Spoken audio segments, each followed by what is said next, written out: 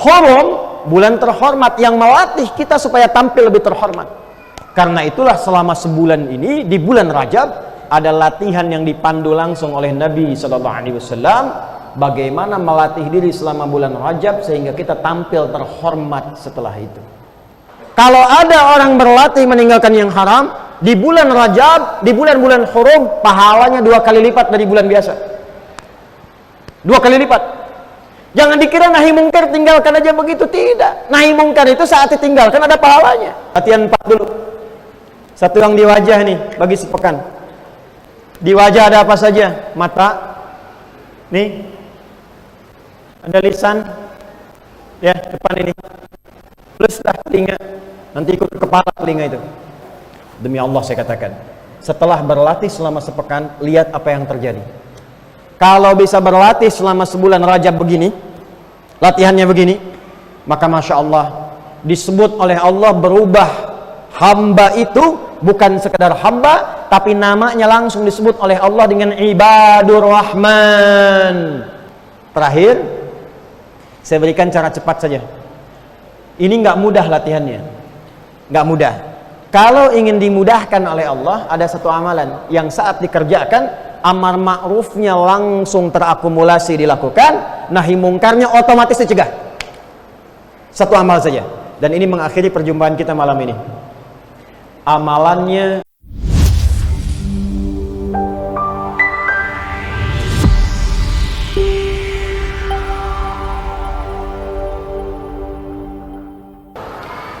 malam ini adalah penanda awal di bulan istimewa di antara sekian bulan yang kita lalui dalam setahun, berjumlah 12 bulan. Bulan-bulan yang kita lalui itu ada beberapa yang menarik yang diistimewakan langsung oleh Allah dalam Al-Quran dan dirinci keistimewaannya dalam hadis-hadis Nabi SAW. Dan diantara keistimewaan itu ada tujuan-tujuan, ada keutamaan-keutamaan, ada bimbingan-bimbingan yang kalau kita ikuti, pertama akan merubah keadaan hidup kita menjadi lebih baik. Jadi kalau kita ikuti keutamaannya, itu sudah pasti akan merubah diri kita menjadi lebih baik. Dan ini adalah inti tujuan Islam dihadirkan, membuat kehidupan manusia lebih baik, lebih dekat dengan Allah Subhanahu wa taala. Karena itulah di era Nabi sallallahu alaihi wasallam, masyarakat jahiliyah yang tidak baik, bukan kurang baik, tapi tidak baik. Karena ada jahlun, ada jahil, ada jahiliyah. Jahlun itu sudah nggak baik. Jahilun orangnya, kalau digabungkan orang dengan sikapnya, sifatnya menjadi jahiliyah. Pemabuk banyak, pezina melimpah, perampok banyak, pembegal melimpah. Semua jenis keburukan hampir komplit pada masa itu. Datang risalah Islam, dibimbing lewat Al-Quran, diajarkan langsung oleh Nabi SAW bagaimana mempraktekkan isi Al-Quran dalam kehidupan. 12 bulan dalam setahun, dilatih di setiap waktu istimewa. Lalu latihan itu mampu merubah masyarakatnya dari jahiliyah menjadi masyarakat yang berkepribadian terbaik di masanya, dan diabadikan di Quran dengan turunnya surah ketiga Ali Imran di ayat yang ke-110. Allah berfirman, a'udzubillahi minasyaitonir rajim, bismillahirrahmanirrahim, kuntum khaira ummatin ukhrijat linnas. Kalian adalah umat terbaik di antara sekian manusia yang pernah hidup dan beraktivitas di bumi. Di antara sekian manusia yang pernah hidup dan beraktivitas di bumi, kalian adalah umat terbaik. Padahal dasarnya umat terburuk, umat jahiliyah. Tapi dengan mengikuti tuntunan Al-Quran, mengikuti bimbingan Rasulullah, merubah keadaan itu menjadi umat terbaik yang pernah beraktivitas di bumi. Dan kurikulum dari Nabi itu diwariskan kemudian pada generasi setelahnya sampai dengan ke kita. Quran yang diajarkan kepada umat Rasulullah di awal masa bernama sahabat itu Quran yang sama yang sekarang kita baca, Quran yang sama yang sekarang kita pelajari. Hadis-hadis yang disampaikan Rasulullah SAW adalah hadis-hadis yang sama kita temukan dalam kitab-kitab ulama yang dibukukan dan bisa kita akses sampai dengan sekarang. Jadi kalau orang dulu pernah menjadi baik, dan bukan hanya baik, tapi ketika masyarakatnya baik, kotanya ikut maju. Nabi hijrah dari Makkah kemana? Hijrah dari Makkah kemana? Hijrah dari Makkah kemana? Terjadi perbedaan pendapat di kalangan jamaah. Nabi hijrah dari Mekah bukan ke Madinah asalnya. Bukan ke Madinah. Hijrahnya ke Yathrib. Yathrib itu nama salah satu anak keturunan dari Nabi Nuh alaihi salam. Ketika kapalnya sudah merapat, badainya sudah reda, menyebar keturunannya. Di antara anak beliau, keturunan beliau itu ada yang bernama Yathrib nanti, kemudian singgah di satu tempat masih kosong. Maka tempat itu dinamai dengan orang yang pertama singgah padanya. Maka dikenallah wilayahnya dengan nama Yathrib. Jarak Nabi Muhammad SAW ke Nabi Nuh alaihi salam itu banyak sekali, ada rentang sampai 40 generasi kurang lebih. Muhammad SAW bin Abdullah bin Abdul Muttalib bin Hashim bin Abdul Manaf bin Qusay bin Murrah bin Kilab bin Ka'ab bin Ghalib bin Fihr bin Malik bin Nadar bin Kinana bin Khuzaimah bin Mudrika bin Ilyas bin Nizar bin Mudar bin Ma'ad bin Adnan bin Addi bin Adri bin Muqawwam bin Nabur bin Tarikh bin Ya'rub bin Yasjub bin Nabit bin Ismail alaihi salam bin Ibrahim alaihi salam bin Azar atau bin Nahur bin Abir bin Kinan bin Arfakhshad bin Sam bin Nuh alaihi salam bin Mihlail Batushala bin Kinan bin Anwath bin Adam alaihi salam. Coba ulang dia. Yathrib tempatnya belum maju, kotanya masih tertinggal, ekonominya masih di bawah resesi, jauh, pasarnya dimonopoli oleh Yahudi, kesengketanya tinggi, 600 tahun, 6 abad, Aus dengan Khazraj gak pernah akur. Kalau ada yang luka di Aus, Khazraj mesti luka. Kalau meninggal di Aus, Khazraj mesti meninggal. Konflik dua kubu besar, gak pernah selesai. Datang Nabi SAW menerangkan isi Al-Quran, menyampaikan bimbingan lewat hadis, melewati hari demi hari, masa demi masa, 10 tahun periode kepemimpinan Nabi, berhasil bahkan hanya dalam 2 tahun merubah dari keadaan yang tadinya tertinggal, ekonominya jauh ke belakang, konflik sosialnya tinggi. Yang pertama terjadi cuma Nabi datang langsung akur. Akha bainal muhajirin wal ansar, akha bainal aus wal khazraj. Hal pertama yang Nabi lakukan persaudarakan. Jadi Pak Wawali bisa melihat nih, ya, kalau kotanya ingin maju, berkah, ekonominya berputar tinggi, pengetahuannya tinggi, yang pertama dilakukan persatukan warganya, satukan, kompakkan, sinergikan. Setelah itu bangun pusat kontrol supaya warga datang, kalau ingin mengadu tahu tempatnya, kalau ingin cerita tahu tempatnya, kalau punya keluh kesah tahu tempatnya, kalau ingin memohon kepada Rabbnya tahu tempatnya. Maka tidak ada tempat yang bisa mengakomodasi semua kepentingan itu, mendekat kepada Allah, menampakkan nilai sosial, tempat untuk mengadu, tempat untuk bermuamalah dalam konteks kebaikan, dan tempat untuk mendapatkan solusi kecuali masjid. Maka yang pertama dibangun oleh Nabi sallallahu alaihi wasallam di Yathrib adalah masjid. Maka cuma 2 tahun roda ekonomi berputar bagus, masyarakat saling kenal, saling mencintai. Kalau ada orang viral masa itu, kalau ada orang paling istimewa adalah di Yathrib.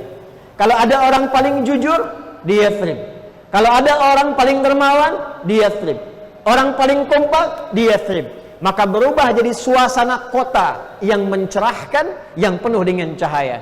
Dalam bahasa Arab, kota yang mencerahkan penuh dengan cahaya, maka namanya Al-Madinah Al-Munawwarah. Jadi Madinah itu setelah risalah Islam datang, setelah bimbingannya datang. Jadi kalau ada orang masuk Islam, sekali lagi, bahkan ada orang yang sudah Muslim, sudah otomatis pasti baik. Kalau ada orang Muslim, sudah otomatis pasti membangun tempat yang dia pijak. Kalau ada komunitas Muslim, sudah pasti itu tempatnya pasti bakal maju. Tapi kapan Muslim itu bisa memajukan kotanya? Kapan Muslim itu bisa jadi baik? Kapan Muslim itu bisa jadi kuat?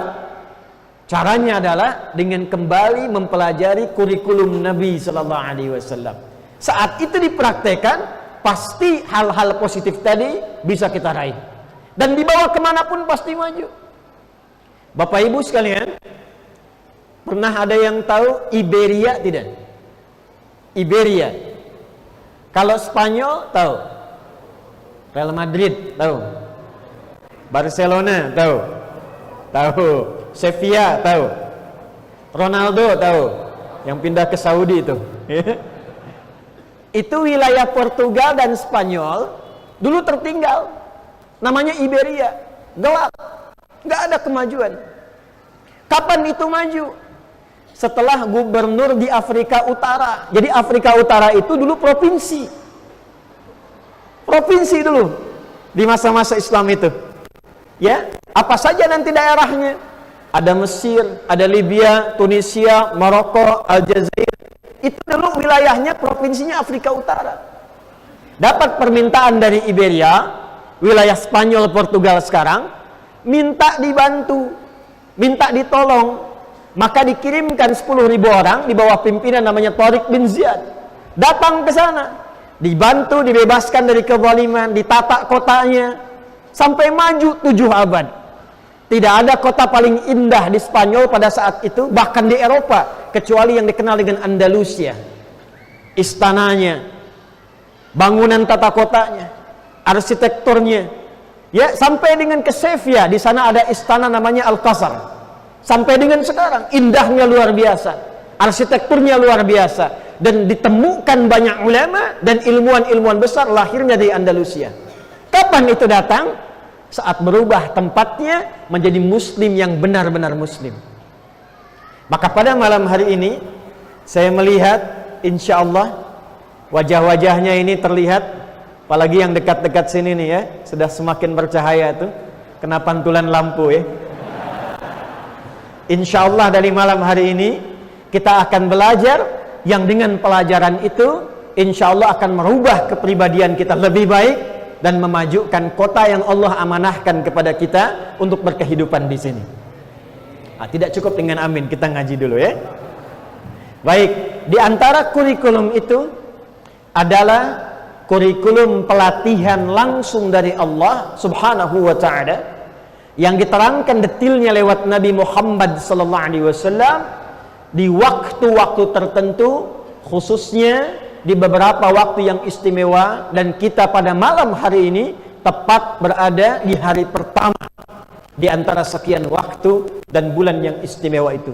Pelajaran kita akan memulai dengan Quran surah ke-9 At-Taubah atau Al-Bara'ah ayat 36. Tafsirnya nanti ditemukan dalam Sahih Muslim nomor hadis 1675, riwayat sahabat Abu Bakrah radhiyallahu taala anhu yang bernama asli sahabat Nafi' radhiyallahu taala anhu. Kita mulai dari sini, kita turunkan ayatnya, kita bedah hadisnya, lalu kita turunkan jadi kurikulum kehidupan yang melatih kita selama sebulan ini sebagai persiapan ke bulan berikutnya. Dan kalau benar ini, Ramadannya akan enak sekali dinikmati. Bismillahirrahmanirrahim. Quran surah ke-9 At-Taubah di ayat ke-36. A'udzu billahi minasyaitonir rajim. Bismillahirrahmanirrahim. Inna iddatash shuhuri Indallahi 12 syahran fi kitabillah. Inna iddatash syuhuri. Aku tegaskan kata Allah. Bu. Kalau baca Quran kemudian dibuka dengan kata inna, ini menunjukkan informasinya sangat penting. Apa ya? Informasinya sangat penting. Karena inna itu dalam ilmu nahwu disebut dengan harfu nasbin wa taukidin, tansibul isma wa tarfa'ul khabara mabniyun 'alal fathi la mahalla lahu min al-i'rab. Paham? Tidak. Harfu nasbin, huruf yang berfungsi nasab. Kalau baca, nasab itu harakat setelahnya jadi fathah. Kalau single. Kalau jama' umumnya di kasrah. Innal masjida. Innal masjida. Kalau dia jama' bisa nanti fathah, bisa kasrah atau diganti dengan ya. Innal muslimin pakai ya. Tapi secara makna nasab itu dikatakan oleh orang Arab, nasabar rajulu asahu fil ardi. Seseorang menancapkan tongkatnya di tanah dengan kuat sampai nggak goyang, itu nasab namanya. Jadi huruf nasab itu huruf yang menguatkan informasi sampai-sampai saking kuatnya, tancapkan itu dalam jiwa, jangan goyang. Tancapkan dalam hati, kuatkan. Karena itu kalau ada kata inna membuka Al-Quran, inna itu artinya seakan Allah mengatakan, hei hambaku, tancapkan informasi ini kuat dalam hatimu, jangan pernah goyah, karena ada yang penting yang akan aku sampaikan. Inna iddatash syuhur, sungguh kata Allah, aku tegaskan jumlah bilangan bulan yang engkau akan lalui selama setahun itu, indallahi, yang telah Allah tetapkan, 12 syahran fi kitabillah, jumlahnya 12.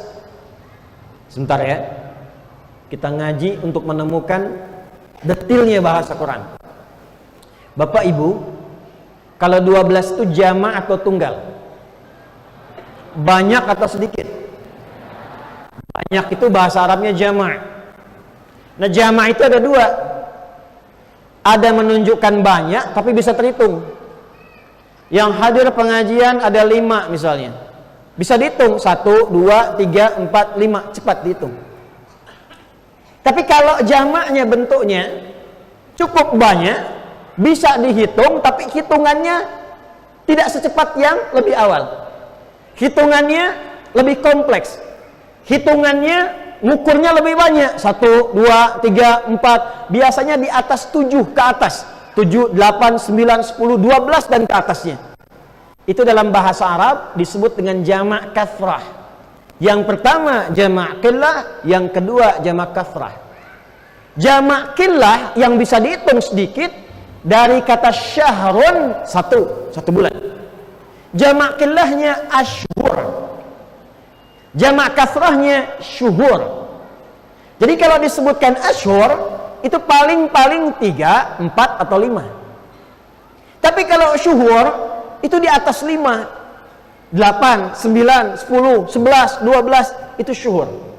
Perhatikan, ketika bapak ibu diminta persiapan untuk berangkat haji, siap-siap berangkat, kloter pertama, gelombang pertama, kata Allah jangan datang pas saat akan wukuf. Jangan datang tepat sebelum wukuf. Wukuf tanggal 9, datang tanggal 1, datang tanggal 2, terlalu mepet.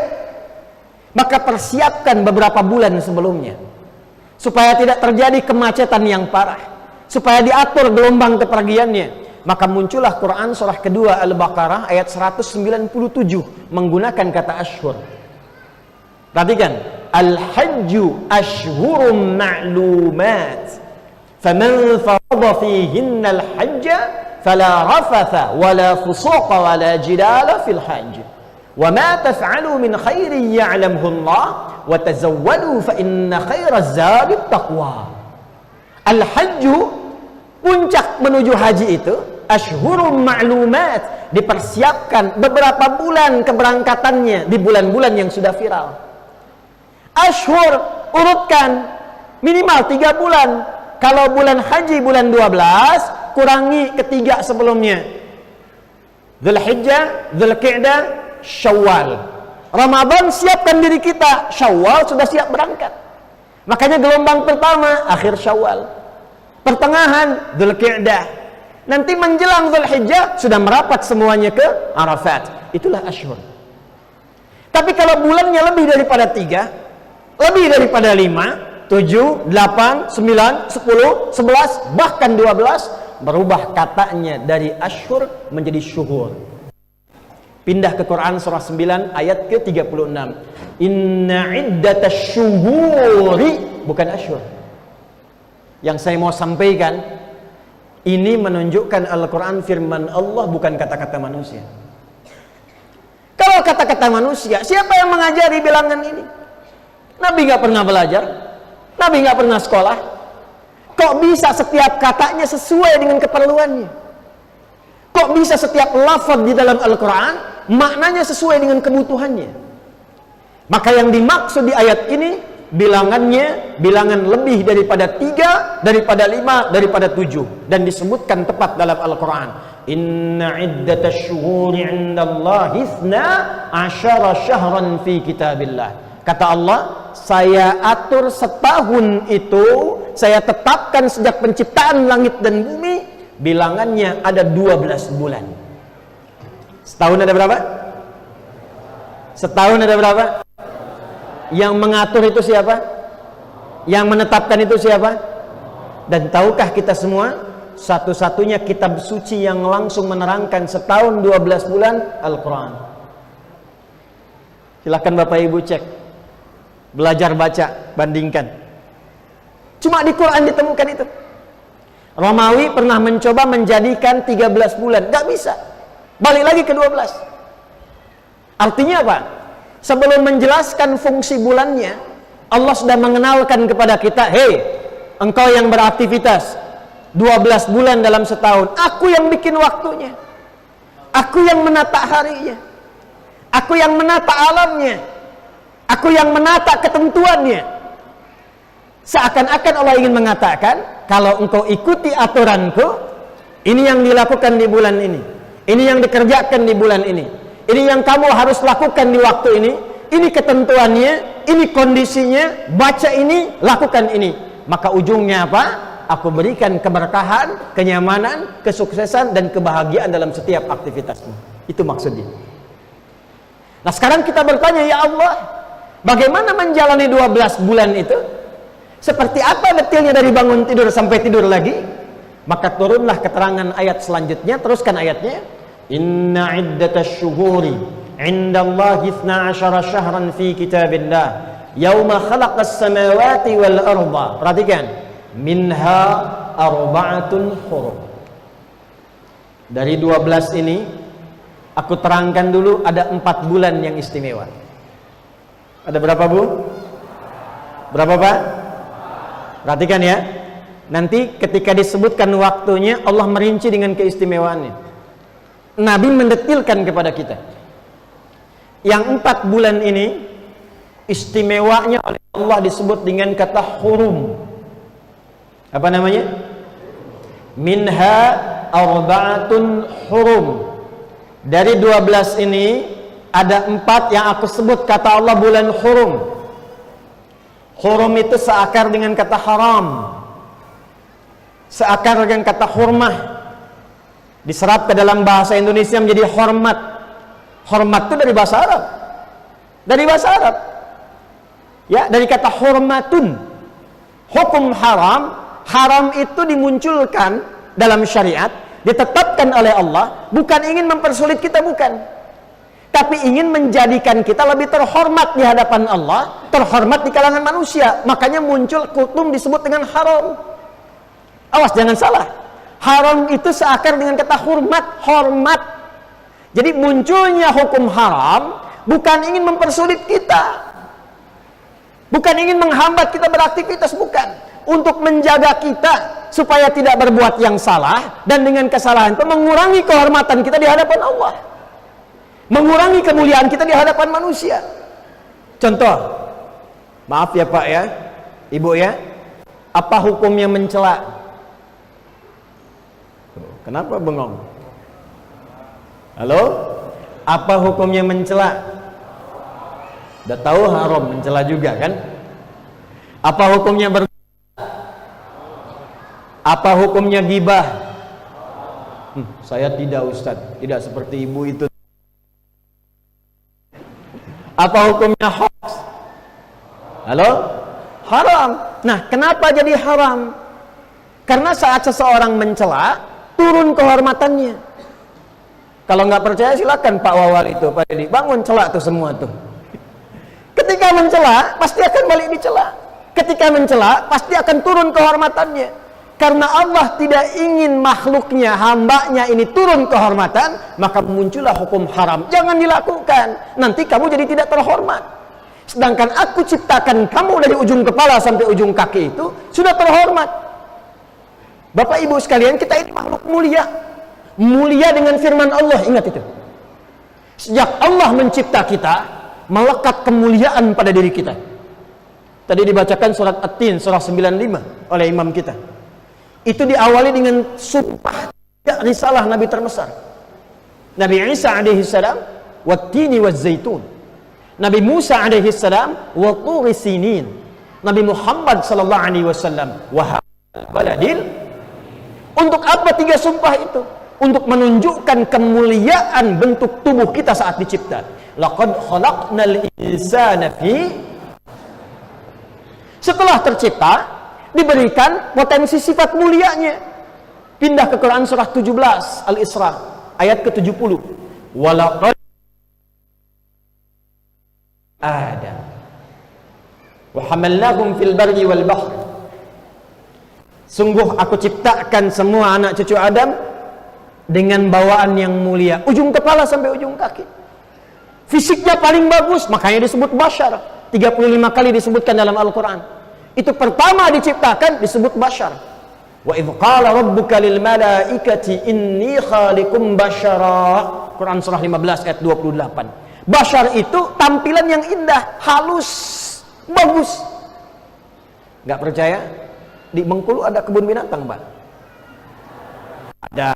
Coba main ke kebun binatang, Bapak Ibu cocokkan kira-kira sama badak kulitnya halus mana? Kita. Sama harimau ganteng mana, Pak? Kita. Sama kuda kira-kira cakep mana? Kita. Ibu kalau lihat monyet kira-kira nih, cakep mana? Cakep ibu kan? Jadi dari semua makhluk ini, kita ini yang terbaik. Saya mau berikan rahasia nih ya. Tapi ini diantara kita saja nih. Rahasia pertama yang tadi sempat kita ingin utarakan menjelang Isya. Rahasia pertama, tidaklah manusia itu dicipta, dibentuk dan bahkan diviralkan oleh Allah penciptaannya di kalangan malaikat dan jin kecuali dengan semua nilai keistimewaan. Penciptaan kita itu diviralkan langsung oleh Allah, disampaikan pada para malaikat dan sebagian jin yang ada pada masa itu. Allah sampaikan, wa idh qala rabbuka lil malaikati. Penciptaan kita diviralkan. Jin ikut di situ karena menggunakan metode dzikrul ba'dhi yuradu bihil kullu. Sinekdok pas prototo kalau bahasa Indonesia itu. Disebutkan sebagian tapi mencakup semua. Dari mana taunya ada jin di situ? Dua ayat. Di ayat 27-nya surah 15, wal janna khalaqnahu min qablu min naris samu. Di Quran surah ke-18 Al-Kahf di ayat ke-50. Wa idh qulna lil malaikati isjudu li adama fasajadu illa iblis kana minal jinni fa fasaqa an amri rabbih. Jadi penciptaan kita itu saking mulianya, jin harus tahu, malaikat harus tahu. Inni khaliqun basyara, aku akan mencipta makhluk baru yang tampilannya indah. Basyar itu yang makhluk yang kulitnya halus, yang tampil indah. Maka nanti ditafsir di Quran surah 95 ayat yang keempat, laqad khalaqnal insana fi ahsani taqwim. Setelah itu, yang takwim itu ini Pak Bu, dari ujung kepala sampai ujung kaki itu takwim namanya. Yang tegak, yang sempurna, yang sesuai dengan fungsi aktivitasnya. Nanti di ujung kepala sampai ujung kaki bukan hanya sempurna fisiknya, dituntun oleh Allah fungsinya supaya terjaga kemuliaannya.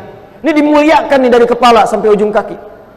Mata kita mulia, telinga kita mulia, lisan kita mulia sampai ujung kaki. Dan kemuliaannya ditetapkan lewat firman Allah. Allah keluarkan dekret khusus, satu ayat khusus menjamin kemuliaan ini di Quran surah ke-17 di ayat ke-70. Walaqad karramna bani Adam wa hamalnahum fil barri wal bahri wa razaqnahum minat thayyibati wa faddalnahum ala katsirin mimman khalaqna tafdhila.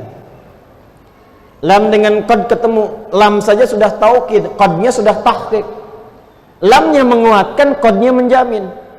Kata Allah, aku tegaskan ya, aku jamin dari semua penciptaanku itu, aku ingin tegaskan, karamna bani Adam, dengan keagunganku aku ciptakan anak cucu Adam ini semua keturunannya dengan sifat-sifat yang mulia.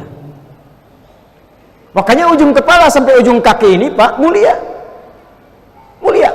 Saking mulianya, nah ini dia, Allah turunkan hukum haram untuk mencegah ujung kepala sampai ujung kaki berbuat yang tidak mulia sehingga merendahkan kehormatannya di hadapan Allah. Kenapa mata dilarang melihat maksiat? Karena mata ini mulia. Allah ingin menjaga kehormatan mata, dijaga supaya nggak salah lihat, supaya matanya bercahaya melihat yang baik-baik. Maka turunlah surat cahaya, surah ke-24 ayat 30 untuk laki-laki, 31 untuk perempuan. Qul lil mu'minina yaghuddu min absarihim. Katakan pada pria-pria yang masih merasa punya iman, coba pandang yang baik-baik saja. Palingkan dari pandangan yang tidak baik. Palingkan dari yang tidak mulia. Ketika seseorang mulai menatap yang tidak mulia, merendahkan kehormatannya di hadapan Allah, meruntuhkan kemuliaan penciptaannya.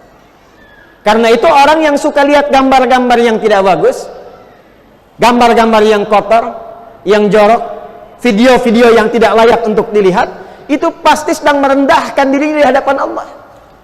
Makanya dia takut ketahuan, yang kalau kelihatan pasti terhina, rendah kemuliaannya.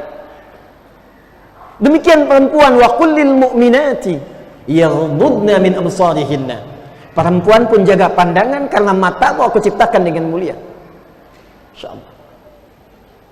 Dari mata turun ke lisan dulu, langsung ke hati aja. Ke lisan dulu. Mata turun ke lisan. Turun ayat lisan. Quran surah 49 ayat 11 sampai 12 dulu contoh. Ya ayyuhalladzina amanu, hai semua orang yang sudah merasa punya iman, la yaskhar qaumin qaum, jangan saling mencela. La yaghtab ba'dukum ba'dha, enggak boleh bikin hoax, enggak boleh nyebar fitnah, tidak boleh berdusta. Wailul lil mukadzibin, celaka kalau dusta. Kenapa dijaga lisan ini? Kenapa haram mencela? Kenapa haram memfitnah?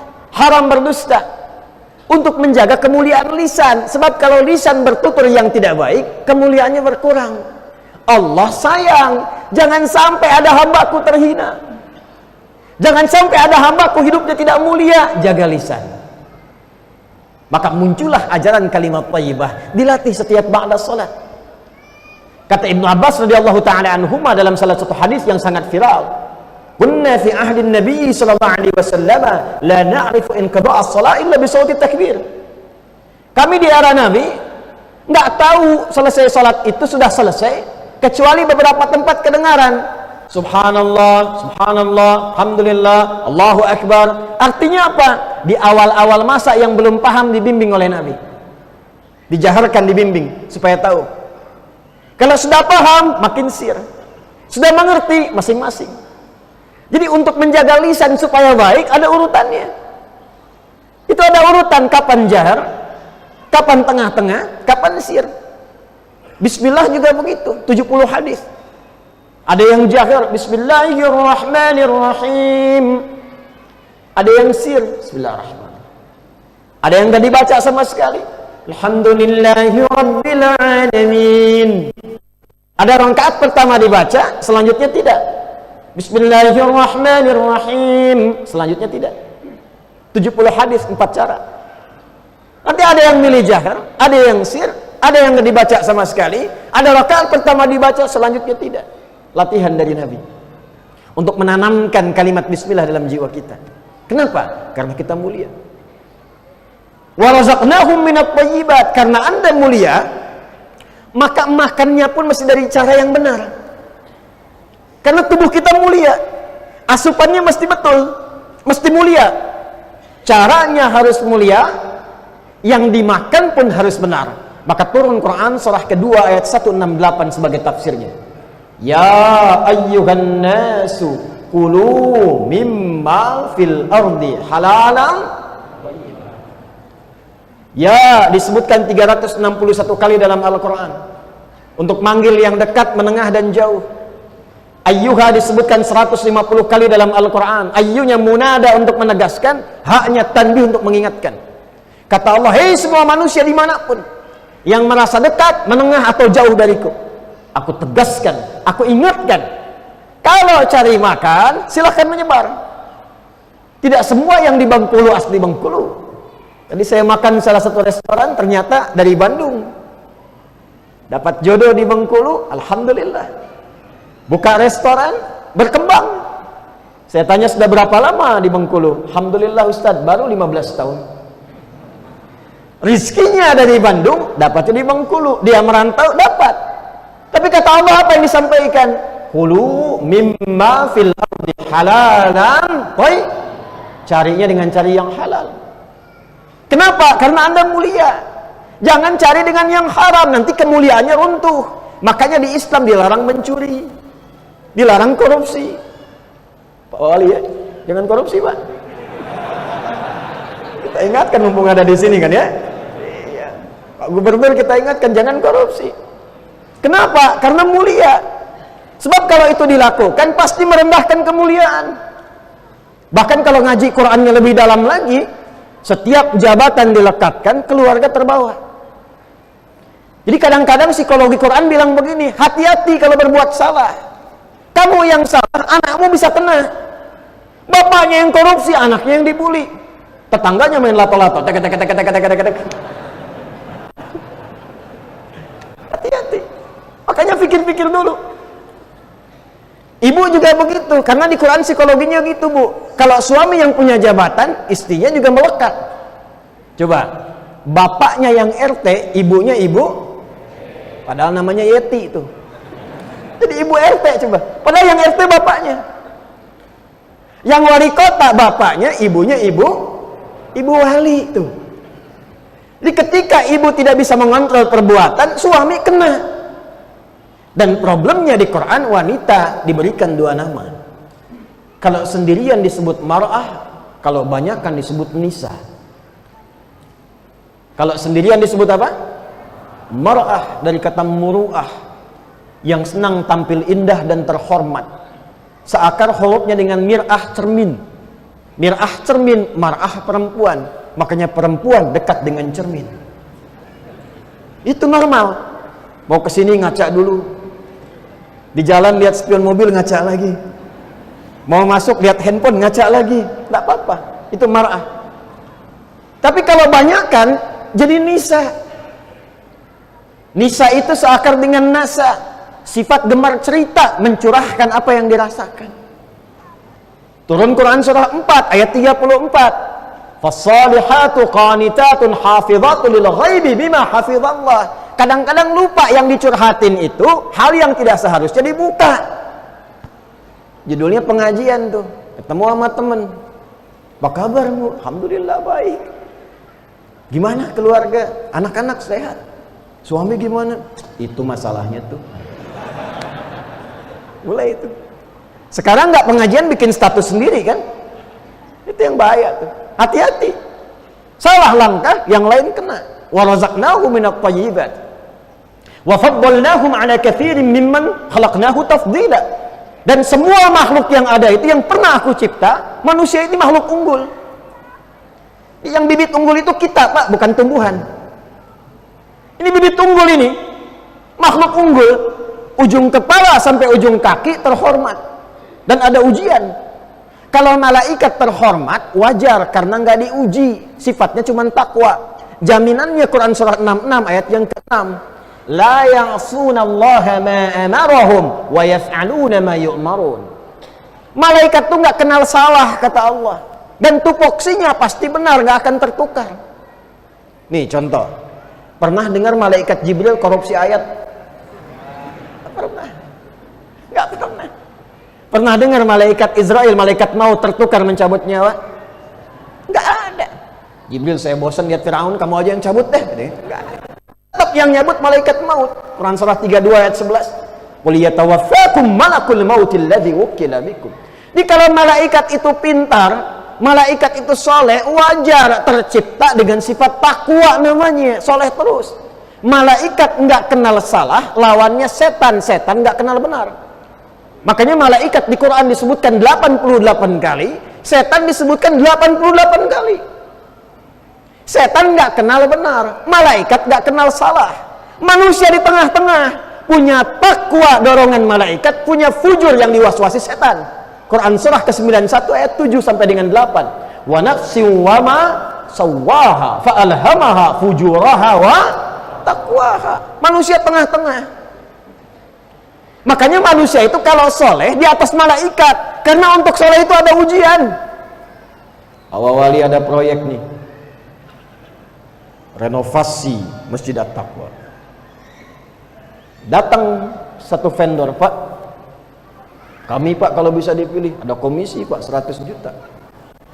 Maaf ya, jari saya ini jadi tahiyat, tidak akan pernah dipakai maksiat, nggak mau saya. Alhamdulillah.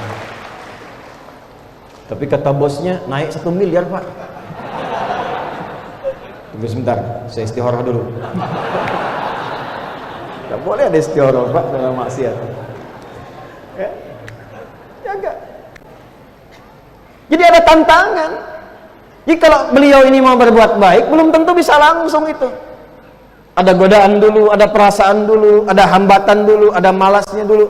Apa Anda kira mau ke sini langsung bisa berangkat? Allah uji lewat hujan gerimis dulu. Berangkat nggak tuh? Aduh, gerimis ya. Jadi datang nggak ustadznya? Ustadz datang, kencengin lagi hujannya. Kalau perlu badain dikit pakai angin, bertahan nggak? Masih mau ngaji nggak? Jadi kita ini jadi soleh karena ada ujian. Maka wajar ketika Adam alaihissalam dicipta dan soleh, malaikat sujud. Kita ini mulia. Dan kita harus menemukan kemuliaan itu. Kita harus menggali kemuliaan itu. Kalau tidak, dikuasai setan nanti. Memang setan gak kenal benar, taunya salah terus. Tapi ada malaikat yang gak kenal salah, taunya benar terus. Kita di tengah-tengah. Gali potensi takwanya, redam potensi fujurnya. Kapan itu bisa dilakukan? Seperti apa caranya? Itulah pembahasan inti malam kita dengan turunnya Quran surah 9 ayat 36 itu. Jadi tadi dari awal sampai sekarang baru muqaddimah kita itu. Sekarang baru kita mulai. Maka kembali ke Quran surah 9 ayat 36. Inna iddatasy syuhuri 'indallahi 12 syahran fi kitabillah yauma khalaqas samawati wal arda minha arba'atun hurum. Kata Allah, aku desain 12 bulan itu kalian beraktivitas, silahkan sampai ketemu ajal. Tapi di antara 12 itu ada bulan latihan.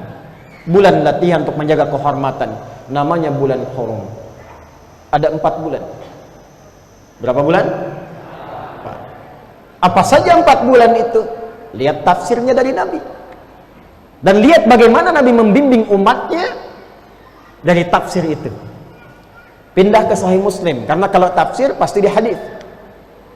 Sebentar, kita kenali dulu ya. Nama kerennya konfigurasi. Ya, konfigurasi itu bentuk, tata. Seperti apa kitab hadis itu, kayak supaya kenal dan tahu cara berinteraksinya. Jadi ada 4 secara umum kitab hadis itu namanya. Secara umum. 1 kitab jami'. Kitab apa? Jadi bukan hanya masjid yang jami'. Kitab hadis ada yang jami'. Contohnya apa? Al-Bukhari, Sahih Muslim, itu kitab jami' namanya. Kitab jami' itu kitab hadis yang menghimpun banyak tema, banyak topik secara umum. Biasanya topik-topik terkait dengan kebiasaan Nabi. Selama 24 jam Nabi kerjakan apa? Dipilih tema-tema sesuai dengan profesi kita. Itu kitab jami' namanya. Makanya Sahih Al-Bukhari, nama aslinya, nama kitabnya itu Al-Jami' As-Sahihil Musnad Al-Mukhtasar min umuri Rasulullah sallallahu alaihi wasallam wa sunanihi wa ayyamihi. Itu nama aslinya.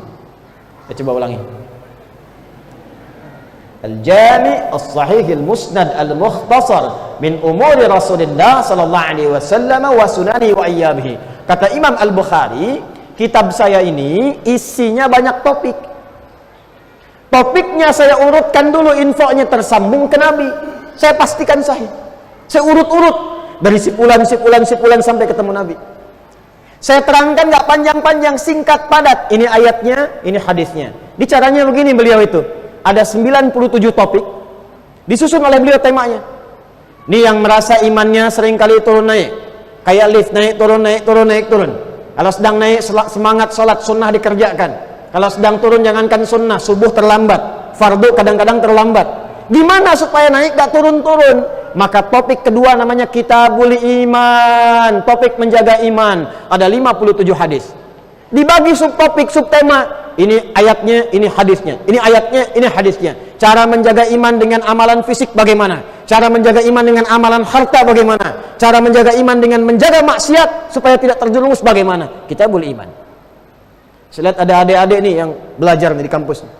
Gimana supaya belajarnya cepat? Cepat paham, cepat mengerti, cepat ingat, tidak lupa. Cepat mengerti, tak lupa-lupa. Kan ada yang cepat ingat, cepat lupa. Cepat ingat, lambat lupa. Ya kan? Lambat ingat, lambat lupa. 4, lambat ingat, cepat lupa. Itu musibah. Terangkan sudah 2 jam, paham? Tidak. Begitu mau pulang, ingat, keluar lupa. Nah ini ada yang kelima, cepat ingat, gak lupa-lupa. Jadi mau lupa susah. Mau lupa susah, bukan mau ingat. Biasanya utang kan begitu Pak ya. Ah, ini ilmu. Gimana caranya? Kitab yang ketiga, Kitabul Ilmi. Baca itu. Ada 97 topik. Dari kebiasaan Nabi, ya, wasunanihi dan sunnah-sunnahnya. Dikumpulkan oleh beliau. Sahih Muslim juga begitu. Nah, ini Pak Wali ini, sama Pak Wali bisa duduk-duduk sambil i'tikaf, ngaji Sahih Muslim Pak. Ngaji Sahih Al-Bukhari, ada Kitabul Imarah namanya, kitab tata kelola pemerintahan. Bagaimana memerintah yang berkeadilan, bagaimana memanfaatkan potensi masyarakat. Ini Bapak nih kalau lihat berapa potensi zakatnya nih di Bengkulu tuh. Tapi lihat formulasinya, bagaimana menyalurkan zakat dengan benar supaya tertata, supaya bagus. Tukhadhu min aghniyaihim wa turaddu ala fuqaraihim. Ada berapa kecamatan? 9 kecamatan. Lihat potensi zakatnya. Yang di kecamatan A, ambil dari yang sudah berhak mengeluarkan di situ, kembalikan ke situ dulu. Jangan ke pusat dulu. Salurkan di situ, lebihnya baru kumpulkan di kota. Subsidikan ke bagian-kebagian wilayah yang lainnya. Bagaimana disampaikannya? Nanti ada babnya lagi. Ini yang untuk support untuk berusaha, ini yang support pendidikan, ini yang support karena tidak ada pekerjaan, ini yang mohon maaf, yang ditinggal suami, ada janda-janda, ada yatimnya, ada formulasinya. Nah, sekarang kadang-kadang baru keluar di store ke pusat. Daerahnya mau butuhkan sesuatu, potensi zakat 1 miliar, setorkan ke pusat. Ada permintaan di sini 500 juta, bikin proposal, keluar 300. Nah, itu yang kita dapatkan tuh ilmunya tuh. Balikkan.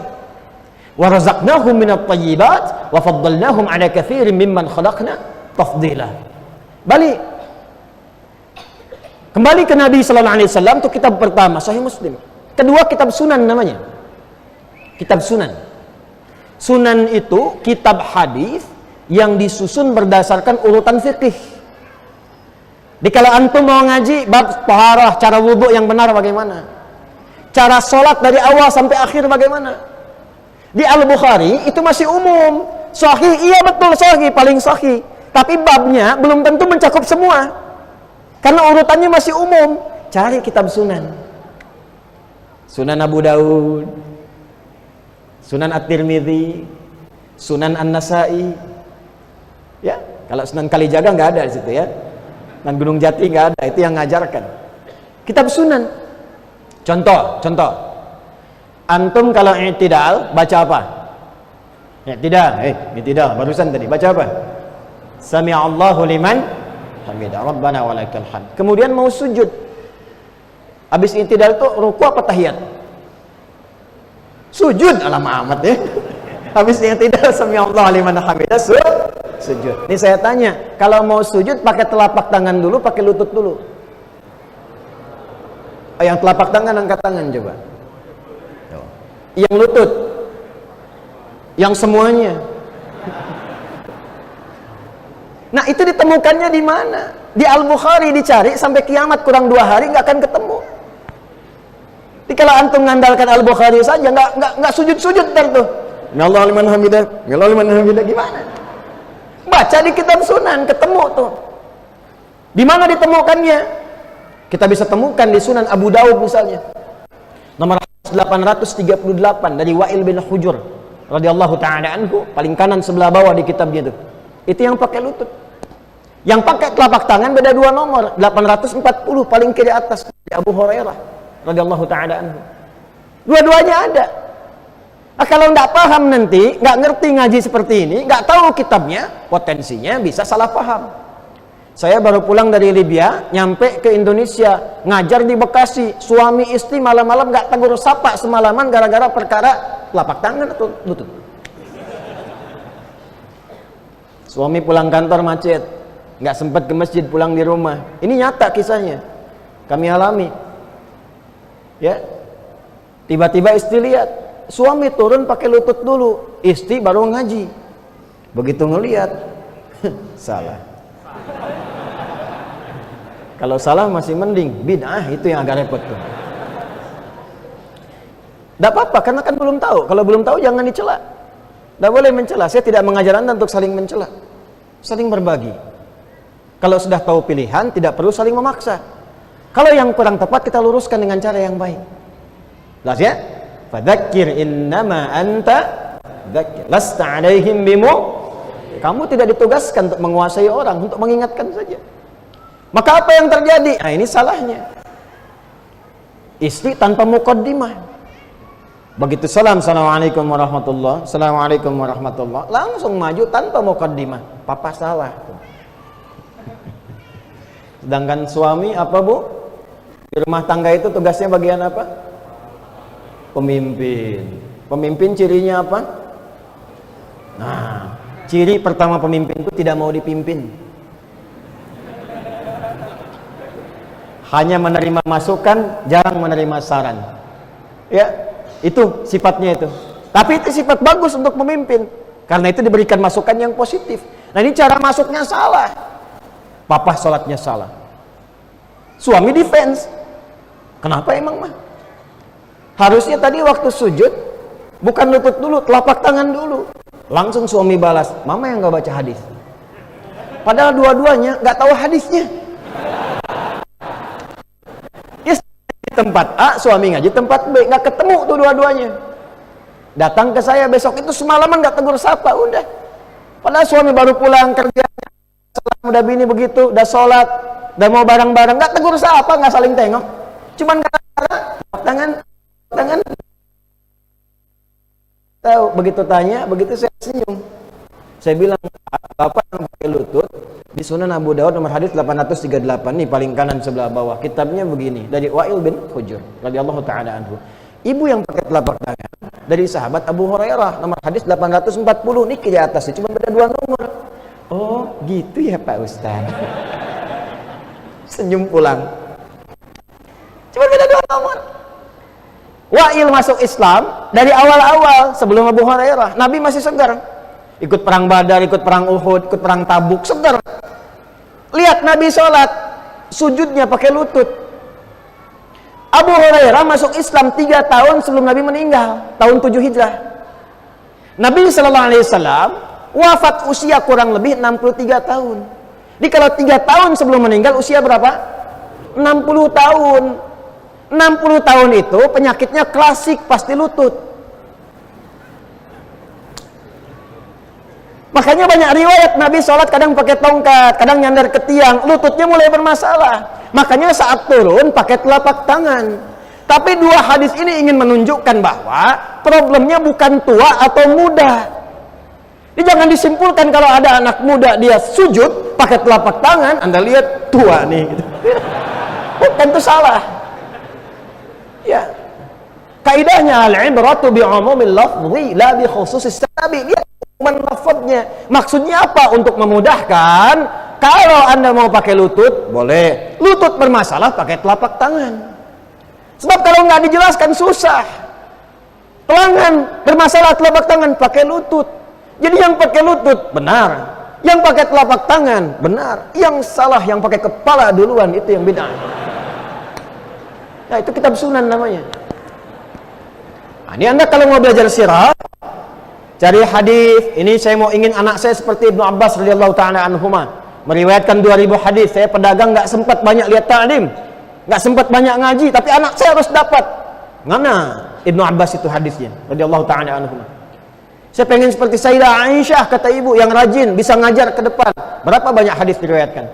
Maka cari kitab namanya Musnad. Namanya apa? Musnad. Contohnya Musnad Imam Ahmad bin Hanbal, muridnya Imam Syafi'i. Nanti kalau kita mau nyari hadis, wah ini kata hadis, kata Pak Ustaz, di mana ada hadisnya? Innamal a'malu binniyat. Mau dicari, cari kitab Mu'jam namanya.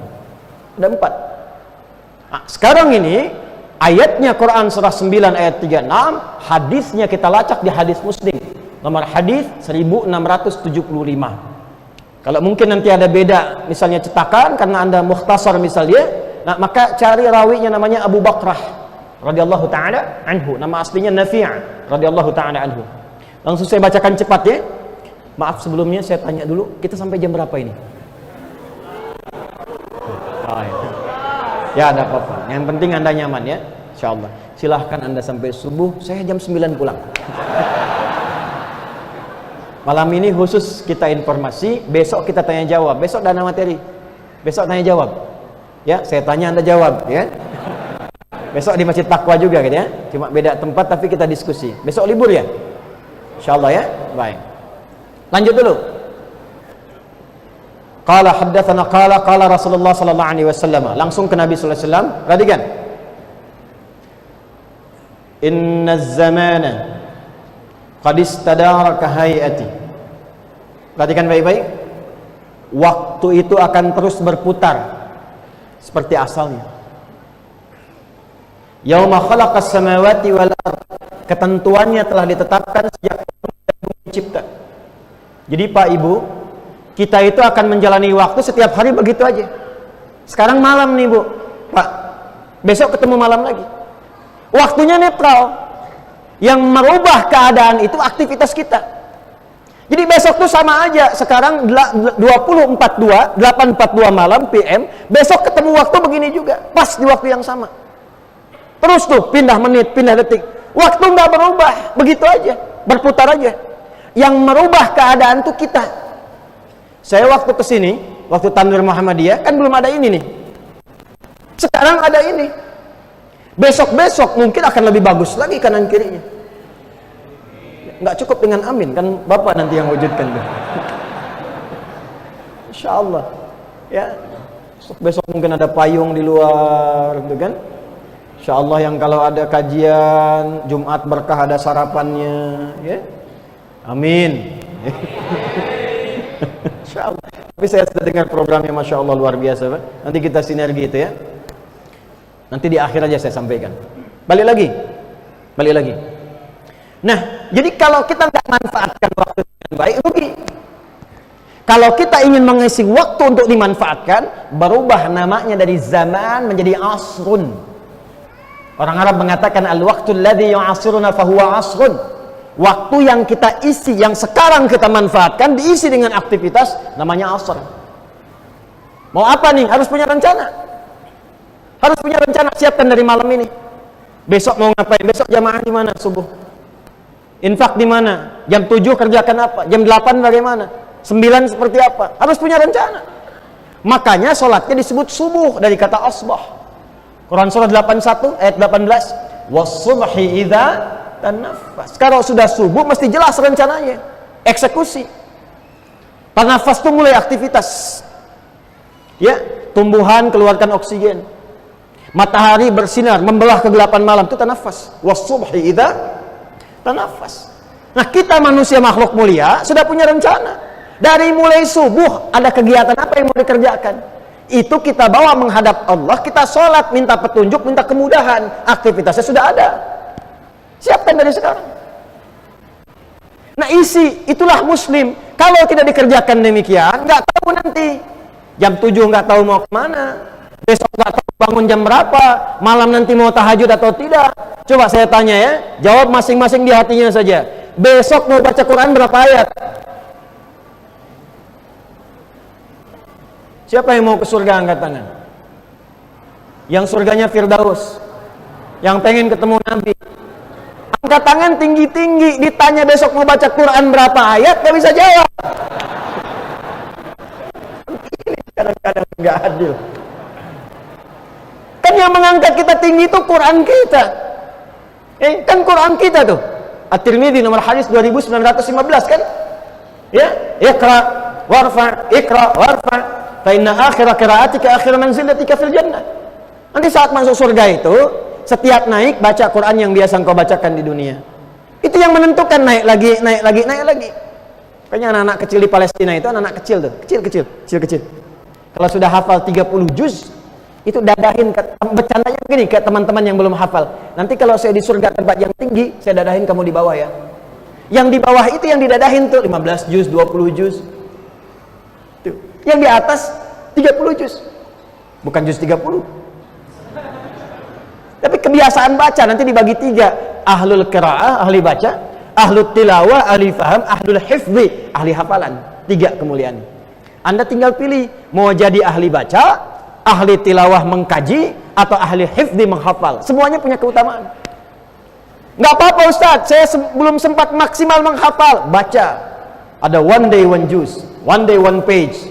1 hari 1 halaman. Ya, 1 hari 1 juz, biasakan. Muliakan diri kita dengan itu, isi.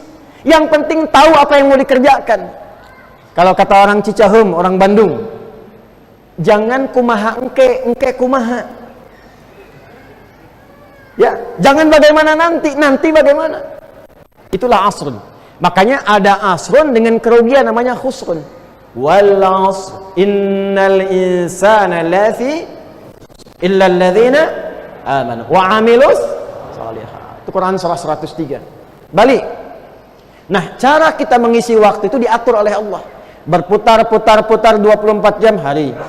Putar-putar rahmatullah. Hari jadi pekan. Putar-putar pekan jadi bulan. Putar-putar bulan jadi tahun. Setahun, teruskan hadisnya, as-sanatu 12 syahra. Setahun peredaran waktu itu kalian beraktivitas 12 bulan. Perhatikan redaksinya. Di Quran langsung. Perhatikan kalimatnya. Inna iddatash syuhur 'indallahi 12 syahran fi kitabillah. Kalimat nabinya menjelaskan ayat ini, perhatikan detil lafadznya. As-sanatu. Di bahasa Arab itu ada amun, ada sanah, itu beda. Nanti kalau yang senang ngaji kitab, cari kitab namanya Al-Furuq Al-Lughawiyah karya Syekh Abu Hilal Al-Askari, atau cari kitab yang kecil namanya At-Tadribatil Lughawiyah karya Syekh Abdul Latif Ahmad As-Suwairif. Itu perbedaan kata-kata yang kelihatan sama maknanya tapi beda lafadznya. Apa beda qiraah dengan tilawah? Di Quran sama-sama baca. Apa beda ada dengan terjemahkan sama-sama duduk? Apa beda sanah dengan amun diartikan tahun? Kalau tahun ketemu tahun, tapi enggak isi waktunya. Contoh begini, contoh. Sekarang hari apa? Hari Ahad ya, Ahad malam nih, Ahad malam. Tahun berapa?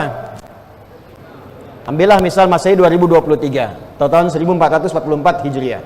Tahun depan insya Allah kita ketemu lagi di tempat yang sama, di hari yang sama. Nah, kalau kita ketemunya di tahun yang sama, di hari yang sama, cuman waktunya belum tentu sama, itu am namanya. Jelas. Tapi kalau tahun depan kita ketemu di tempat yang sama, di hari yang sama, di waktu yang sama, sekarang 24/9, nanti tahun depan pas 24/9 di hari yang sama, itu sanah namanya. Sanah. Awas. Kalau lalai beraktivitas karena ngantuk atau karena yang lain, itu disebut sinah. Allahu la ilaha illa huwal hayyul la ta'khudhuhu sinatun wala. Allah nggak lalai. Kenapa pakai sinah? Untuk menunjukkan, hey, sepanjang kamu beraktivitas, mau sedetik, semenit, sejam, sehari, sepekan, sebulan, sampai setahun, sampai berputar ketemu lagi, aku tidak akan lalai melindungi dan mengawasi engkau. Itu maksud ayatnya. Makanya ayat itu menjadi ayat perlindungan. Setiap ada sesuatu godaan yang menyulitkan, baca ayat itu. Ya, di setiap tempat. Tadi bangda sholat kita latihan kan, ada dalil itu ayat kursi, ada dalilnya, ada hadisnya. Setiap selesai sholat, mau tidur baca ayat kursi.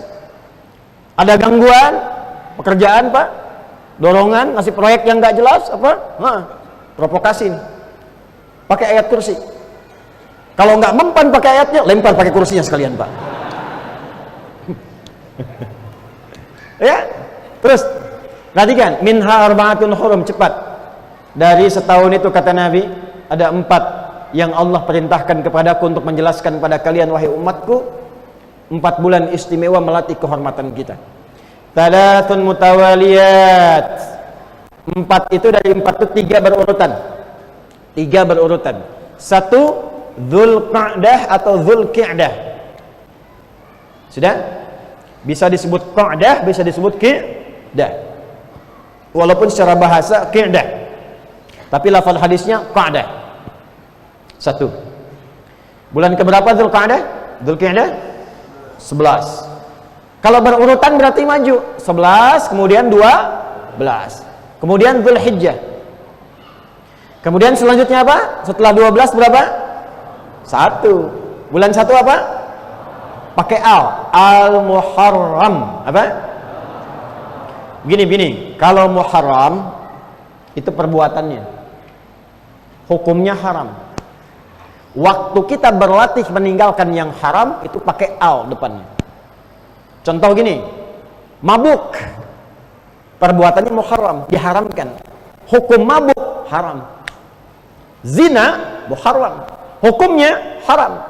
Kalau kita ingin berlatih meninggalkan itu sejak awal waktu, di awal bulan, awal tahun, maka tambahkan al di depannya, al-muharram.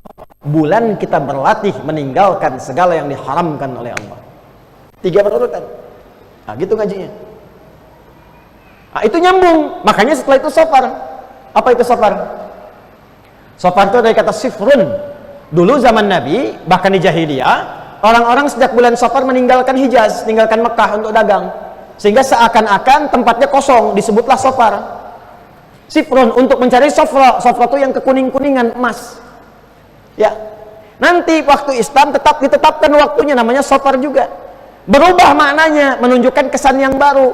Orang yang biasa meninggalkan yang haram, tinggalkan, maka sifrun, kosong dosanya, 0. Karena sudah diampuni oleh Allah Subhanahu wa taala. Cepat. Dzulqa'dah, Dzulhijjah, Al-Muharram. Tinggal yang keempat belum ketemu. Teruskan, wa Rajabun Mudhar. Di hadis Muslim ada kata syahrnya, wa syahru Rajab Mudhar. Alladzi baina Jumada wa Sya'ban, yaitu yang terletak antara bulan Jumada bulan ke-6 dan Sya'ban yang ke-8. Bukan Jumadi ya. Jumada, kalau Jumadi orangnya. Ya, Jumada itu belum bulan kering. Kering, musim gugur. Gugur, kering gitu kan? Ya. Dedaunan jatuh ya setelah bulan Rabi sebelumnya. Gugur kering karena mau panas, disebut Jumada. Ya. Saya nggak bahas Jumadi dulu karena mungkin ada banyak yang namanya Jumadi juga ya, tapi bukan Jumadi Arab. Pindah antara Jumada dengan Sya'ban, 6 dan 8 ada yang ke-7, namanya apa? Rajab. Bulan keberapa? Bulan ke-7. Bapak Ibu, sekarang persis malam ini kita masuk 1 Rajab. 1444 Hijrah. Jadi malam ini adalah malam yang dimaksudkan oleh Al-Quran, bulan-bulan terhormat. Malam ini adalah malam yang dimaksudkan oleh Nabi SAW dengan tafsir dan penjelasan beliau sebagai waktu yang sangat terhormat, masuk bulan Hurum. Dan saya merasa terhormat, berbahagia karena mengawali taklim di bulan terhormat ini berada di kota Bengkulu ini, di masjid yang kita banggakan saat ini. Tapi kebanggaan itu menjadi tidak bernilai kalau kita tidak mengamalkan petunjuk Quran dan hadis Nabi. Yuk kita kembalikan. Rajab, bulan ke-7, masuk bulan Hurum. Hurum, bulan terhormat yang melatih kita supaya tampil lebih terhormat. Karena itulah selama sebulan ini, di bulan Rajab, ada latihan yang dipandu langsung oleh Nabi SAW, bagaimana melatih diri selama bulan Rajab sehingga kita tampil terhormat setelah itu. Apa di antara latihannya? Satu, agak cepat saja, ini kurikulumnya insya Allah langsung kita praktekkan. Bapak Ibu sekalian, ambil ke kata hurumnya dulu. Hurum tadi seakar dengan kata apa? Haram. Dari kata haram muncul kata apa? Hurmah, hormat dalam bahasa kita. Maka para ulama langsung menyimpulkan bulan Rajab masuk bulan Hurum, artinya bulan yang diminta kita untuk tampil terhormat dengan melatih diri menjaga dari segala yang diharamkan oleh Allah. Dari ujung kepala sampai ujung kaki. Tadi yang saya terangkan di awal. Sekarang bulan berlatih, Pak, Bu. Karena itu Ibnu Abbas radhiyallahu ta'ala anhuma, dan kalimatnya ini, ingat, bukan kalimat biasa. Ibnu Abbas itu gelarnya terjemahan Al-Quran. Dan yang mengesahkan itu Nabi. Bahkan didoakan dari sejak kecil. Makanya ibu bapak kalau punya anak kecil-kecil, dekatkan dengan orang soleh. Supaya dapat bagian keberkahan nih. Dekat dengan Nabi nih. Ya, rumahnya itu kalau dari rumah Nabi, yang ada bukit tuh ya. Ya, saya turut berdoa mudah-mudahan yang belum berangkat haji umrah bisa disegerakan insyaallah ya. Baik, insyaallah. Nah, dan cukup dengan amin, nabung ya. Nabung, siapkan sekarang. Jadi nanti kalau keluar dari Zam-Zam, saya ilustrasikan saja. Keluar dari Zam-Zam, belok kanan, lewati satu toilet agak besar, belok ke kanan yang arah bukit yang atasnya ada istana. Ya, lurus ketemu pos warna putih, ada CCTV-nya warna putih juga ngadep ke sebelah sini. Lurus terus sampai ujung mentok. Ujung mentok itu ada kurang lebih 35 kipas angin. Saya udah hitung. Nanti kalau mau hitung lagi silahkan. Kalau jadi 37 berarti nambah 2 tuh ya. Sampai ujung, belok kanan. Lihat sejauh mata memandang akan kelihatan sekitar 150 meter ada bangunan warna krem seperti ini catnya. Ya, agak sedikit tua dari ini. Ini ya, agak sedikit tua. Begini nih catnya. Nah, itu rumah Nabi dilahirkan. Nabi lahirnya di situ. Persis di bawah satu bukit. Sampingnya tempat ngambil air Zam-Zam yang pakai keran. Ada orang Taif jualan, kalau kecil 5 real, kalau besar 10 real, ngambil pakai keran di situ. Ya, pakai jerigen maksudnya, pakai jerigen. Tadi garis lurus tuh. Pintu lurus dari situ akan ketemu turun ke bawah namanya Babus Salam. Ya, nanti ada 2 turun kanan dengan kiri gini. Pakai eskalator, yang tengah-tengah jalan kaki kita, nggak pakai eskalator, turun. Ada naik, ada turun. Begitu masuk ke situ Babus Salam, di situ belok kiri langsung naik ke Sa'i, kalau lurus langsung ke Hajar Aswad. Begitu masuk persis sebelah kirinya itu rumahnya Abbas bin Abdul Muttalib radhiyallahu taala anhu. Paman Nabi beda usia 3 tahun. Punya anak kecil yang paling bungsu namanya Abdullah. Ya, Abdullah anak laki-lakinya Abbas. Anak laki-laki bahasa Arabnya bin, maka dikenal Abdullah bin Abbas. Disingkat Ibnu Abbas. Dari sejak kecil dididik oleh ayahnya, bapaknya pedagang. Nggak setiap waktu bisa ikut ngaji dengan Nabi. Setiap pekan ngaji kalau ada luang. Beliau merasa kalau saya nggak hafal, anak saya mesti hafal. Makanya sejak kecil anaknya disimpan di majlis Nabi. Cinta dengan Nabi, terbiasa mengikuti Nabi. Sampai didoakan oleh Nabi. Allahumma faqihhu fid din wa 'alimhu ta'wil. Ya Allah, kuatkan, ajarkan, pahamkan ia tentang semua urusan agamanya dan berikan ia kemampuan untuk takwil, memahami sesuatu dengan yang paling dalamnya. Jadi beliau dari kecil tuh nggak ada waktunya main lato-lato tuh. Nggak salah, silahkan, tapi hati-hati ya, dan menempat ya. Saya pulang tuh dari Amerika kemarin, Begitu saya pulang lihat tek apa itu? Oh itu namanya lato-lato ini. Saya nanya sama anak saya, gimana kabarnya? Buya nanya, Buya bertanya-tanya katanya, ini apa lagi nih? Cepat berubah waktu itu. Tunggu, yang menarik apa? Nanti ayahnya meninggal, hafal 200 hadis, ya. Saat Nabi meninggal, bapaknya hafal 200 hadis, anaknya baru usia 13 tahun. Nabi meninggal, Ibnu Abbas usia kurang lebih 13 tahun, sudah hafal 2000 hadis. Dan gelarnya turjuman Al-Quran. Nah, kata Ibnu Abbas, kembali ke latihan Rajab, kata beliau, bulan Rajab itu bulan spesial. Melatih diri terhormat meninggalkan yang haram. Kalau ada orang berlatih meninggalkan yang haram, di bulan Rajab, di bulan-bulan hurum, pahalanya 2 kali lipat dari bulan biasa. 2 kali lipat. Jangan dikira nahi mungkar tinggalkan aja begitu, tidak. Nahi mungkar itu saat ditinggalkan ada pahalanya. Antum buka YouTube, mau lihat ta'lim, pengajian, muhadharah, ada iklan. Iklannya nggak pantas dilihat karena mungkin salah klik sebelumnya. Karena YouTube kan gimana algoritmanya tuh? Algoritmanya ngikutin apa yang diklik. Kalau salah klik muncul itu. Jangan salahkan channel YouTube kita. Ustaz Adi kok iklannya begitu? Antum ngeklik apa sebelumnya? Muncul iklan yang tidak pantas. Sekarang ingat bulan Rajab, latihan, tinggalkan, palingkan. Lisan beristighfar, wasari'u ila maghfirah. Cepat bergegas istighfar, astagfirullahaladzim. Skip, ganti. Jangan dikira ketika skip, ganti, selesai dapat pahala 2 kali lipat dari hari biasa. Hari biasa standarnya 10. Pak, teman-teman, antum mengerjakan kebaikan namanya amar ma'ruf, meninggalkan keburukan nahi mungkar, dua-duanya namanya hasanah. Setiap ada perbuatan hasanah dicatat 10 poin. Dalilnya Quran. Surah ke-6 ayat 160. Man jaa bil hasanati falahu 10 amthal. 10 itu di hadis Muslim begini. Kalau Anda ke masjid nih sekarang. Ya, contoh ya. Ke masjid niatnya mau ibadah. Baru nyampe belum ngapa-ngapain, baru nyampe dapat 25.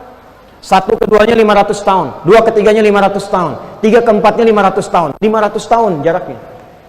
Jadi kalau antum menghindari maksiat dapat 10 kebaikan, 1 keduanya 500 tahun, di hari ini, di bulan ini 2 kali lipat dari hari sebelumnya. 20 kali itu.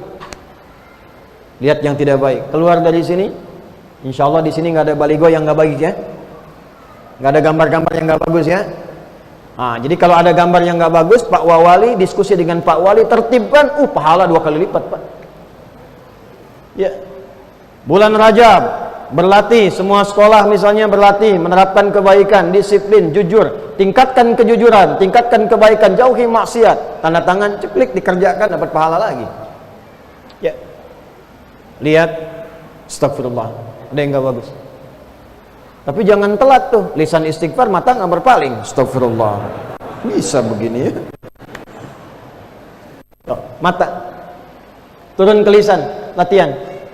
Jadi dari prakteknya paling gampangnya begini. Maaf, ini insya Allah ada sebulan, bagi 4 sepekan.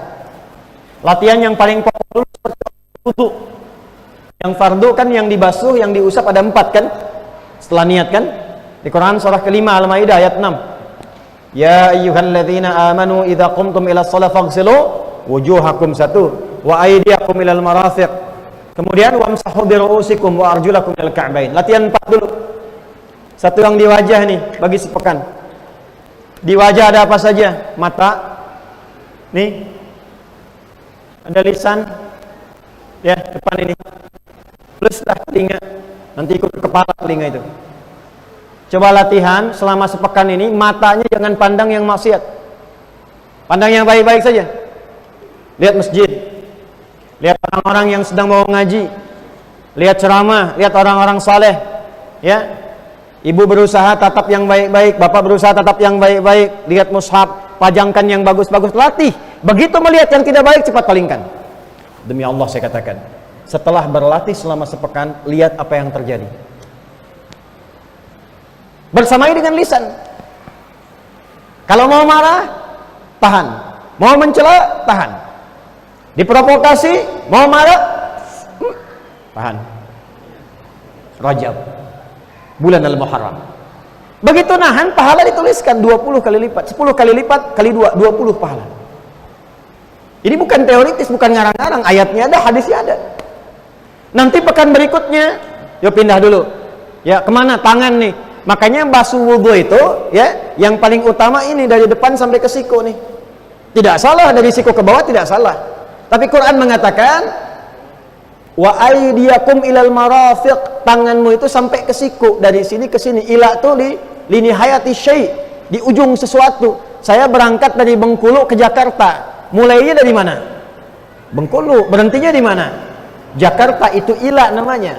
Basuh tangan saat wudu dari tangan sampai siku, dari sini ke siku. Tidak salah kalau dari sini, silahkan, nggak ada masalah. Yang penting terbasuh. Tapi kalau mau utama dari sini ke sini. Kenapa? Nanti ada hadis lain di hadis Muslim. Bersamaan dengan kita wudu, bukan hanya yang jatuh kotoran fisik, nadhafah, tapi taharah. Dosanya pun hilang. Bersama jatuhnya air wudu, hilang kebiasaan buruk dan dosanya. Hilang, turun. Nah, biasanya yang banyak dosa kan jemarinya yang di depan. Yang dipakai nulis, dipakai bikin status apa? Hah? Tangan jari-jari ini atau siku? Ada orang nulis status di WhatsApp begini. Kan pakai ini kan?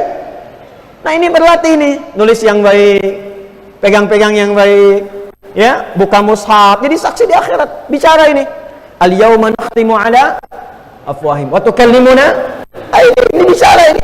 Sekarang di dunia bicara sidik jari, di akhirat bicara sendiri. Kepala nih, maaf, kepala isinya pikiran, berpikir yang baik-baik. Itu sumber segala tindakan. Husnudzan, sampai ke kaki melangkah kepada yang baik. Kalau bisa berlatih selama sebulan Rajab begini, latihannya begini, maka Masya Allah, disebut oleh Allah berubah.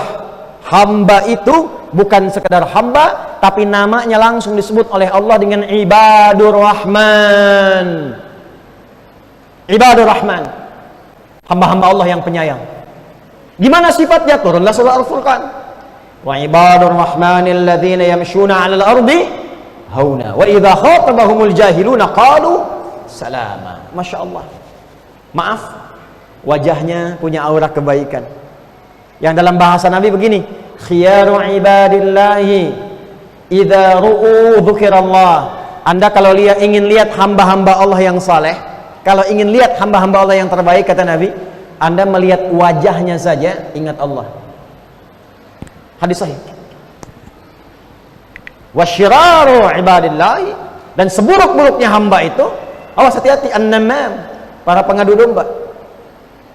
Jadi kalau Anda ingin melihat yang terbaik di antara hamba Allah, kata Nabi ini, lihat nih, lihat wajahnya, ingat Allah. Makanya ulama dulu itu kadang-kadang kalau sedang turun semangat futur, itu kadang pergi ke majlis ulama lain cuma lihat aja, dan itu pulang lagi tenang.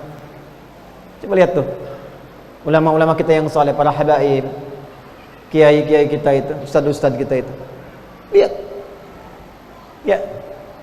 Kalau antum lihat, ingat dunia, ingat dunia, lihat, ingat utang, lihat pengen kredit, gitu kan? Pelan-pelan koreksi itu. Nah, ini kita latihan. Terakhir, saya berikan cara cepat saja. Ini nggak mudah latihannya, nggak mudah. Kalau ingin dimudahkan oleh Allah, ada satu amalan yang saat dikerjakan, amar ma'rufnya langsung terakumulasi dilakukan, nahi mungkarnya otomatis dicegah.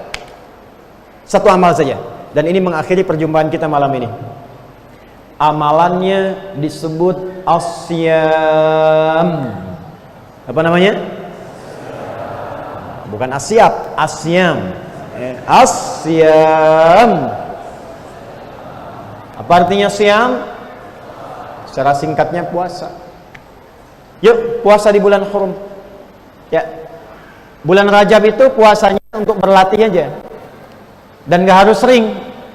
Ya, makanya Syekh Abu Bakar Syafa itu, ya, juga nanti beberapa dalam referensi keislaman kita, kalau di fikih Syafi'i yang standar di Indonesia kita pakai I'anatul Talibin misalnya, itu berlatihnya nanti kalau yang belum biasa puasa di waktu-waktu yang orang banyak puasa sunnah, Senin Kamis, Yaumul Bid.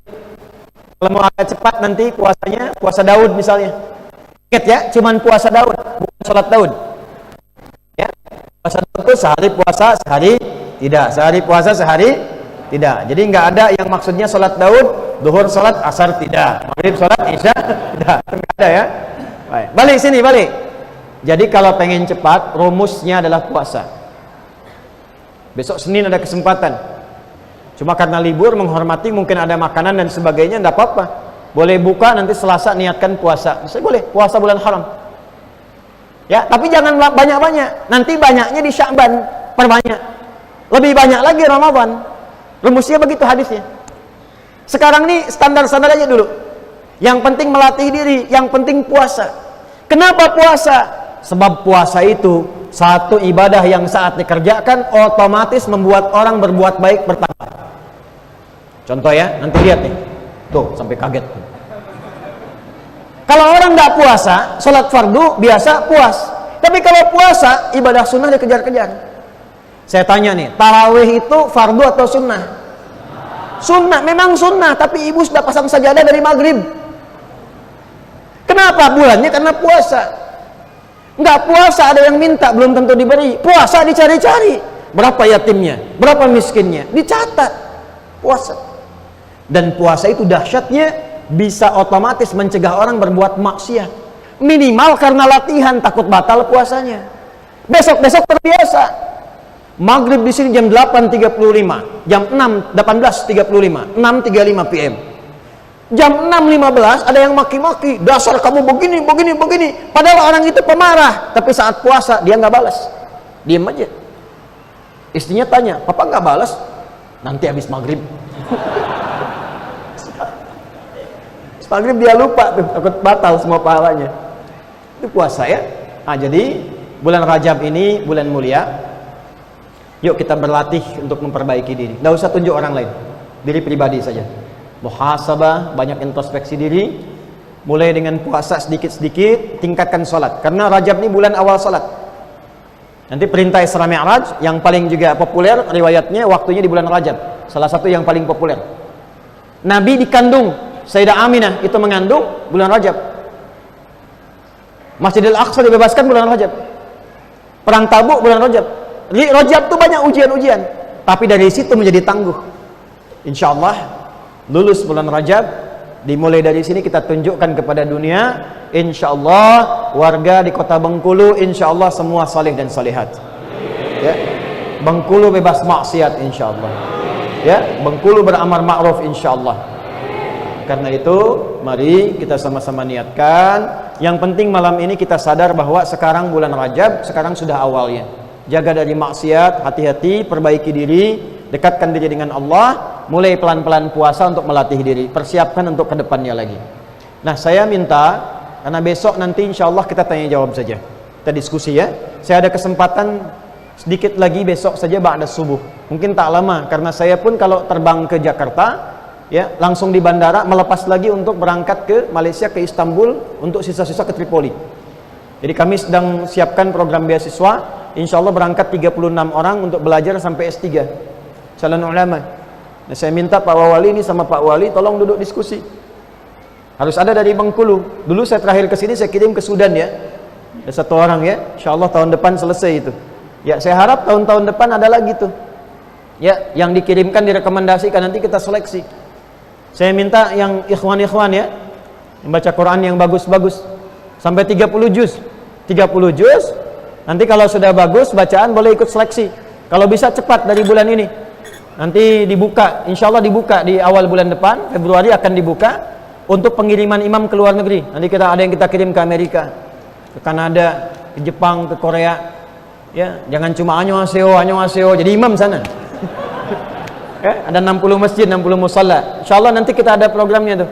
Ya, tolong dari sekarang, nanti kalau sudah diterima belajar bahasa Inggris. Nah, di Amerika nggak bisa bahasa Indonesia. Ya, nggak bisa bahasa Sunda, nggak bisa bahasa Bengkulu, ya bisanya bahasa Inggris. Ini nyampe sana nanti kursus dulu di sini, kita kursusan gratis semua. Tiket ditanggung, akomodasi ditanggung, imam di sana sampai selesai digaji. Nah, di pulang-pulang insya Allah yang belum nikah bisa nikah. Ya, mudah-mudahan cepat nikah ya, yang belum nikah ya. Ya setidaknya sebelum kiamat kurang 2 hari lah, sudah itu ya. Insya Allah. Nah, jadi harus sinergi. Nanti yang lain support. Siapa yang pengusaha di sini? Support. Pemerintahnya support, duduk bareng-bareng. Kemudian dengan masyarakat sama-sama. Yang ke masjid, programnya apa? Duduk, bikin kelompok-kelompok. Ini ada Bengkulu Villa, ada yang lain lagi. Kerjasama. Jangan sendiri-sendiri. Jangan terpecah belah, jangan saling nyalahkan. Duduk, bangun kota sama-sama. Yang muslim kasih contoh. Supaya ditunjukkan Islam itu benar, Islam itu bagus, kompak. Nih, bikin aplikasi Pak. Saya bilang sama teman-teman dari sejak sebelum COVID tuh. Buat aplikasi per daerah.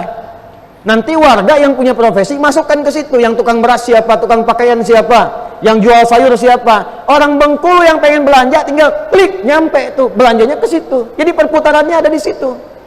Yang nggak ada di sini baru keluar. Antum kompak sama-sama. Database-nya kirimkan ke jamaah, dimulai dari masjid ke masjid. Si fulan jualan beras di sini. Linkkan, masukkan. Bikin program Ansar Muhajirin, pamannya anak-anak yatim, bibinya anak yatim.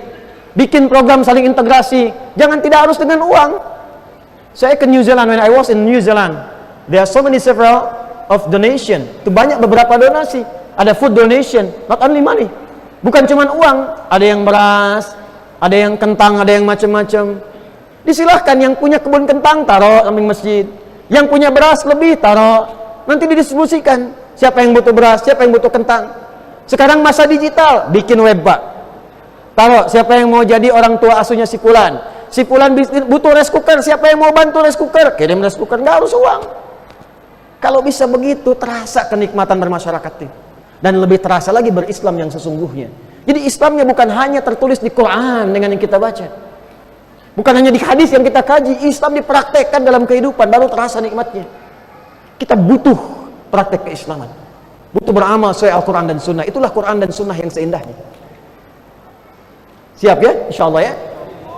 Kita akhiri dengan sama-sama berdoa. Mudah-mudahan doa kita diterima oleh Allah Subhanahu wa Ta'ala. Ya, dan pulang cepat-cepat istirahat supaya subuh nanti bisa jamaah lagi. Kalau ada pertanyaan, tuliskan dari sekarang. Besok titipkan ke panitia, simpan di depan, nanti kita baca supaya cepat waktunya. Karena kami cuma jeda sebentar langsung bersiap untuk terbang kembali. Ya. Alhamdulillahi Rabbil Alamin. Nahmaduka ya Allah tamamal hamdi kama 'allamtana an nahmadah wa nashkuruka tamama syukri kama 'allamtana an nashkuraka antal muqaddim wa antal muakhir biyadikal khair innaka 'ala kulli syai'in qadir. Allahumma nusalli wa nusallimu 'ala habibikal karim rasulikal mustafa al-amin sayyidina Muhammadin wa 'ala alihi wa sahbihi ajma'in. Rabbana la tada' lana fi maqamina hadha fi kulli maqamin dhanban illa ghafartah. Ya Allah, bila ada pendosa hadir dalam tajlis ta'lim malam hari ini ataupun tersambung dengan kami di saluran kami saat ini, maka mohon jangan biarkan ia berpisah dengan kami sebelum Engkau ampuni seluruh dosa-dosanya. Wala hamman illa farajtah, jika ada di antara kami saat ini yang tengah merasakan kegelisahan, jangan biarkan ia pulang kecuali Engkau telah tenangkan keadaan hatinya. Allahumma wala asran illa yassartah. Ya Allah, Engkau maha mengetahui bahwa setiap kami boleh jadi sedang mengalami kesulitan. Ada yang sulit di rumah tangganya, pekerjaannya, kehidupan sosialnya. Dengan keikhlasannya untuk belajar malam hari ini, ya Allah, mohon jadikan wasilah untuk menghilangkan segala kesulitannya. Allahumma ya Allah, wala hajatan min hawaijid dunya wal akhirati fiha laka ridhan wa fiha lana salah illa qadaitaha ya arhamar rahimin. Ya Allah, kami mohon jika pun ada hajat yang tersembunyi, yang termohonkan dalam hati yang bening dari setiap hamba-Mu malam hari ini, maka mohon kabulkan selama itu baik untuk dunia dan akhiratnya. Allahumma ya Allah, tubna ilaika fi hadhihi lailati taubatan nasuha. Ya Allah, lembutkan hati kami di malam hari ini agar kami mampu bertobat kepadamu dengan taubat nasuha. Tawaffana muslimin waj'al baqiyata hayatina hayatan thayyibah waj'al akhir hayatina husnal khatimah. Ya Allah, malam hari ini kami bermohon, bila pun esok ada sisa kehidupan bagi kami, mohon jadikan bangun kami untuk beraktivitas sebagai hari terbaik di antara sekian hari yang kami telah lalui. Namun bila malam ini menjadi akhir kehidupan kami, maka mohon jadikan malam ini husnul khatimah bagi akhir wafatnya kami. Khafif lisanana lil kula kalimat at-tauhid la ilaha illallah Muhammad Rasulullah. Ya Allah, mohon dalam sakaratul maut kami ringankan lisan kami untuk berucap la ilaha illallah Muhammad Rasulullah. Wa ajib kalimatana biqaulika ya ayyatuhan nafsul mutmainnah irji'i ila rabbiki radiyatan mardiyah fadkhuli fi ibadi wadkhuli jannati.